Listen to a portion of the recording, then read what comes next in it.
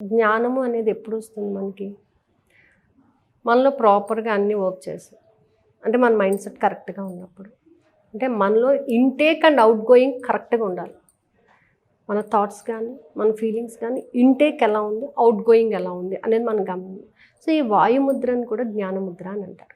వాయు point finger. So, ఈ point ఫింగర్ని touch చేసి రిమైనింగ్ 3 ఫింగర్స్ని ఇలా పెట్టుకొని కూర్చున్నట్లయితే దీన్ని వాయుముద్ర అంటారు. మెడిటేషన్ పోజ్లో జ్ఞానముద్ర అని అంటారు. ఇది కంప్లీట్గా హార్ట్కి సంబంధించింది అనమాట. అంటే మన రెస్పిరేటరీ ట్రాక్ని అంతటినీ కూడా కంట్రోల్ చేయగలదు.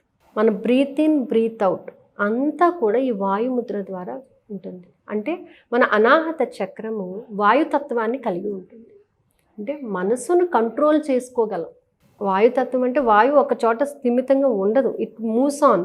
బట్ ఎప్పుడైతే మన మనసును మనం కంట్రోల్ చేసుకోగలుగుతామో, దాని మీద మనం కాన్సన్ట్రేట్ చేయగలుగుతామో, then it will be good for us కదా. సో మనం బ్రీత్ చేసేటప్పుడు what you are taking, what you are living, దాని మీద ఫోకస్ అనేది ఉండాలి మనకి.